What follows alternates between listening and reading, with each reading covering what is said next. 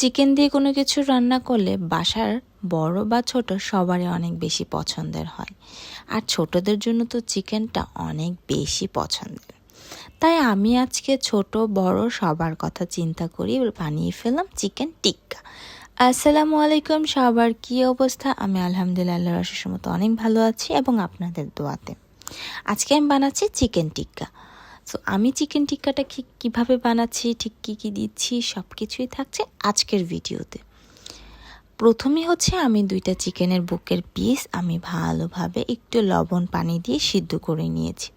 সিদ্ধ করে ওইটা আমি ঝরঝরা করে নিয়েছি, চিকেনটাকে হাত দিয়ে ছুটিয়ে নিয়েছি। দেন হচ্ছে ওখানে হচ্ছে আমি একটা বড় সিদ্ধ আলু দিয়েছি, গাজর কুচি দিয়েছি, একটু রসুন বাটা দিয়েছি, তারপর স্বাদ মতো লবণ, মরিচ গুঁড়া, তারপর হচ্ছে কাঁচামরিচ কুচি দিয়েছি।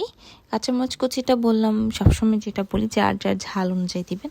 আর আমি সব কিছুতে একটু চাট মশলা ব্যবহার করি, আর এই চাট মশলাটা দিলে টেস্ট একটু ডিফারেন্ট আসে, অনেক মজাদার হয়ে যায়। আপনারা এই চাট মশলাটা দেওয়ার চেষ্টা করবেন, এটাই কিন্তু অন্য চাট মশলা স্বাদ এরকম ভালো আসে না। তারপর হচ্ছে আমি পেঁয়াজ কুচি দিয়েছি অনেকগুলো, একটা ডিম দিয়েছি, দিয়ে হচ্ছে এটা খুব ভালোভাবে সবগুলো একসাথে মেখে নিলাম।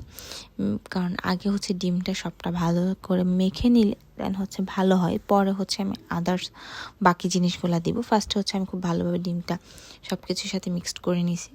দেন আমি এখানে পুদিনা পাতা দিছি। পুদিনা পাতা যদি দেন তাহলে একটা কাবাব কাবাব স্পেশাল একটা ফিল আসে, খেতে খুব মজা লাগে। আমি কাবাব বলেন টিক্কা বলেন এগুলোতে পুদিনা পাতা দেওয়ার চেষ্টা করি।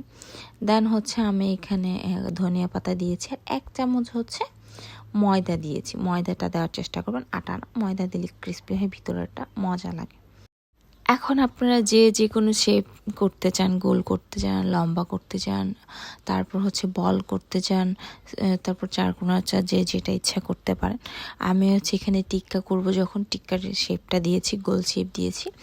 তারপর হচ্ছে আমি একটা ডিমের লিকুইড তৈরি করব, সেটাতে হচ্ছে আমি টিক্কাটা হচ্ছে ডুবিয়ে আমি ব্রেড ক্রামে দিব, যেটা এখানে আমি 2টা ডিম নিয়েছি। তারপর হচ্ছে এখানে আমি 9 চামচ হচ্ছে দুধ নিয়েছি, লিকুইড দুধ, তারপর লবণ দিয়েছি, আর হচ্ছে 2 চামচ হচ্ছে ময়দা দিয়েছি।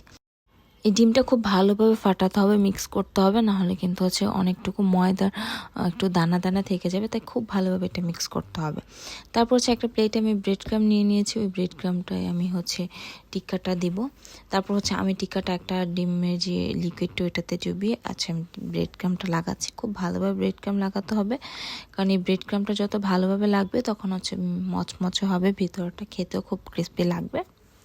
তো ব্রেড ক্রাম লাগানোর পরও হচ্ছে আমি ওই দিক দিয়ে আরেকটা চুলাতে হচ্ছে কড়াই বসাই দিয়েছি তেল দিয়ে। খুব ভালোভাবে তেলটা গরম হয়ে সালে আমি একটা একটা করে হচ্ছে টিক্কাগুলো দিয়ে দিব।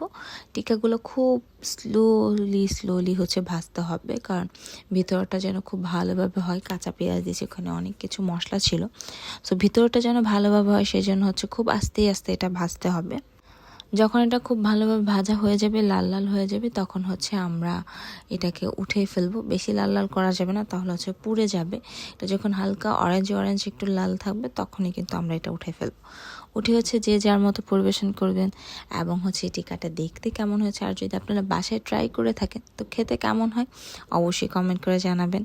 তো আজকের মতো এখানেই, টাটা, বাই বাই, আল্লাহ হাফেজ। আমার জন্য সবাই অনেক বেশি বেশি দোয়া করবেন, ভিডিওটা একবার হলে শেয়ার করার চেষ্টা করবেন।